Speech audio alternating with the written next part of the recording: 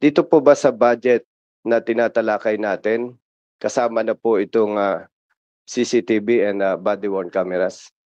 Wala po kuya.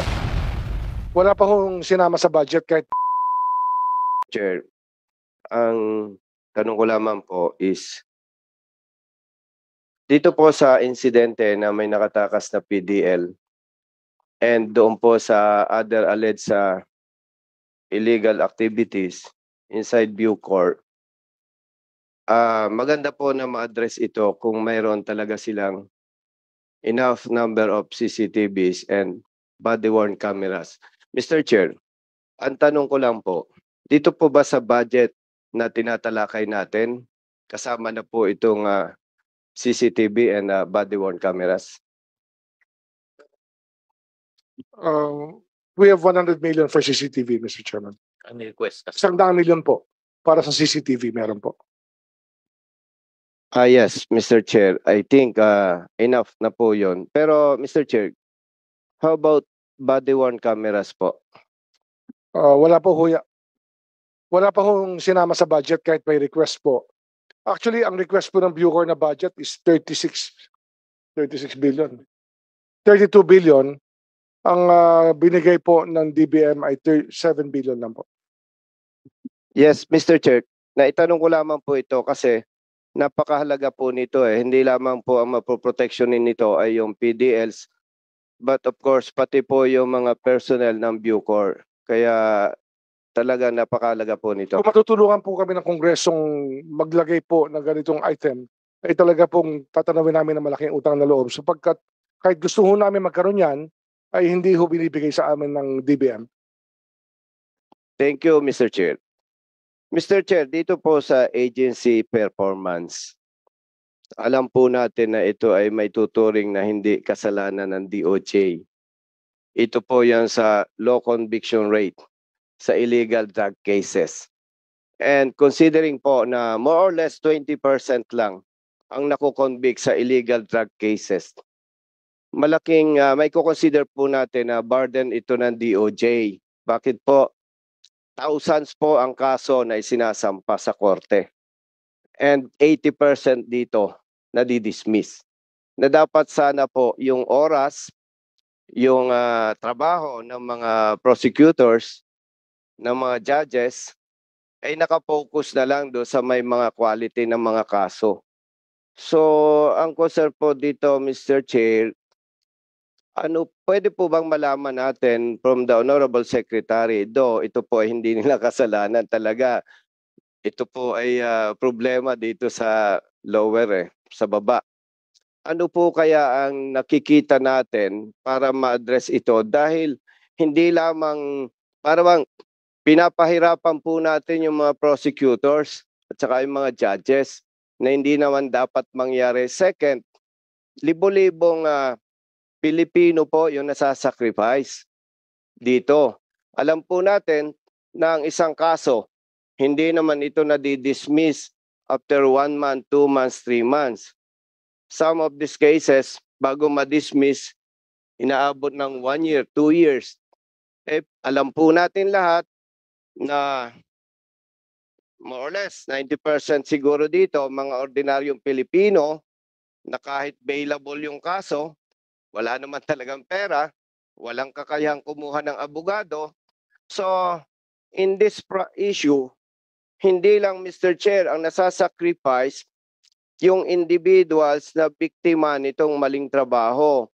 Nasasacrifice po dito yung buong pamilya nila. In other words, kung titingnan po natin yung percentage of conviction rate versus nadidismiss na mga kaso, kabaliktaran na po, parang hindi na public service, parang tayo na po ang sumisira sa buhay at kinabukasan ng libo-libo nating mga kababayan. So, Mr. Chair, ano kaya po, by the way, nabasa ko po sa article, dahil si Honorable Secretary Remulla po ay matagal sa panunungkulan, especially sa Cavite, at ako po ay Caviteño. Kaya nakikita ko po yung sabi niya na dapat alisin na yung accomplishment mentality sa PNP. At may mga ibang bagay pa po siyang nabanggit doon na hindi ko na kailangan banggitin dito. Ano po, dahil masyadong haba pa ang issue. So, doon po sa parte ni Honorable Secretary Remulla, very clear po sa kanya na talagang may problema. So, ang gusto po nating madinig, dahil ito po ay 100% nakakaapekto sa agency performance, particular sa DOJ. Ano kaya po ang nakikita na para ma-address po itong issue na ito, Mr. Chair? Salamat po sa katanungan, Mr. Chair. Ang isa hong malaking epekto ho ito ng ang low conviction rate po ay talaga sa drug cases. Sapagkat noong nakaraang mga 6 na taon at 7 taon, naging lagana po yung mga kaso na hindi kompleto ang pagka-file. Ito po yung tinatawag natin na, tama ho kayo, yung accomplishment, parang quota system po ng mga pulis, na para sila po ay kumukota sa mga station commander nila na mahuhuli at ikukulong na tao. Ito po yung isa sa pinakamalaking sakit ng ulo ngayon ng ating justice system. Kung 10,000 tao po meron nakakulong ngayon, na wala naman talaga ebidensya, ngunit magtatagal pa rin sa kulungan. Ito po ay talagang isang ginagawa namin ng paraan ngayon. Kaya kami po ay nagsasagawa ngayon ng case build-up training between the police and the prosecutor. At the same time, kinausap na po namin ng Chief PNP mula po kay Chief Asurin hanggang kay Chief Acorda na sana po mawala na itong quota system sa mga pulis. Kasi ano ho yan para hong nagpapakulong tayo ng tao dahil meron tayong gustong ilagay sa ating record na nagpakulong tayo ng tao. Pero kung ang conviction niyan, baliwala na ho sa kanila. Ang mahalaga na pakulong nila. Yan po yung maling-maling kasama sa ating sistema ng hustisya. Kaya ngayon po malaking pagbabago na ho nangyayari. At ngayon po, in-instruct rin po namin ng PAW na pag-aralan yung mga kaso ng mga mahihina. At subukan na po namin kausapin ang mga piskal sa pag-withdraw po ng kaso na mahihina. Kasi sayang po yung oras. At sayang po yung mga nakakulong. Ang dami ho tayong kababayan nakakulong ngayon na hindi dapat nakakulong. Ang tawag po natin dito yung template crimes. Huhuliin po ng Caracruz sa Martes. Kakargahan ng kaso sa Huwebes. Nagiging non-bailable po bigla yung Caracruz. Sila po ay bigla na lang naging tulak ng droga. Yan po yung ating pinag-aaralan ngayon kung paano ho aalisin. Sana po matigil na po itong ganitong gawain. At maganda naman po ang naging response ng ating Chief PNP Acorda sa bagay na ito. Na nagsalita na rin po siya na wala na ho tayong kota-kota na susundin sa Philippine National Police. Kaya nakakatulong po ito, malaking bagay po ito. Salamat po. Mr. Chair, mag-request lang po ako na extension at least 1 minute to 2 minutes kasi napakalaga po natin. Wala pa namang bell so you continue question. Please proceed. Dahil nakikita po natin yung dedikasyon ng DOJ, nasusubaybayan ko po yan And bilang retired officer po ng PNP, gusto ko na rin pong iparating sa Honorable Secretary ng DOJ yung nakikita kong isang malaking problema dito. Yes, thank you. In-acknowledge po ng PNP na talagang may quota-quota system. Ayan, may bell na. Nag-bell na. Mr. Chair. So you have 30 seconds and if you want Yes. to continue your line of questioning, you are given more minutes in your second round. So you please wind up your last question for the first round. Siguro po, mas maganda siguro, bigyan niyo po ako ng 1 minute para matapos na ito. Last question lang po. Yes po. Gusto ko pong samantalahin yung opportunity na ramdam natin na talagang may dedikasyon yung DOJ dito sa issue na ito. And every time na may problema po, kung hindi natin alam yung root cause, mahirap ma-address ito. Gusto ko pong banggitin kay Honorable Secretary Remulla na